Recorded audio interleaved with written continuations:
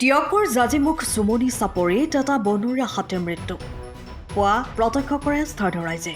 কি কাৰণত হাতীটোৰ মৃত্যু হ'ল এই পৰ্যন্ত জানিব পৰা হোৱা নাই।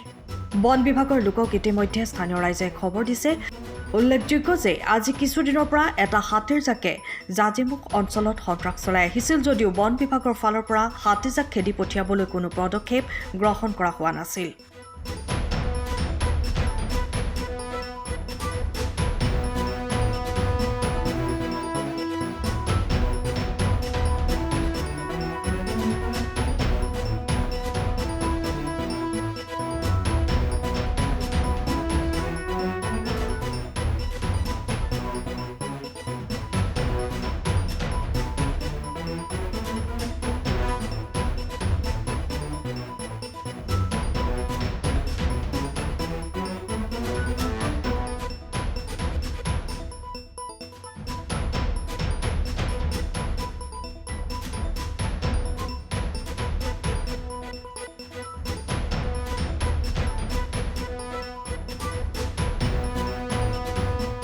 আপুনি ঘৰখনত জাপানী চৌকাত দৰ্জা খিৰিকী গ্ৰিল গেট আদি লগাব বিচাৰে নেকি, যিবোৰ দীৰ্ঘদিন অটুট থাকিব? তেন্তে পলম নকৰিব, আমাৰ বিপণীলৈ আহক। যোৰহাটৰ একমাত্ৰ আমাৰ বিপণীত এনে উন্নত সামগ্ৰী উপলব্ধ।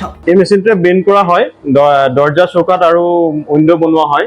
বাকী আমাৰ গেনব্লাইজত হয় এইবিলাক। আমাৰ ঠিকনা শ্ৰীৰাম এলুমিনিয়াম চেণ্টাৰ, DCB তিনিআলি, তৰাজান, যোৰহাট 785006।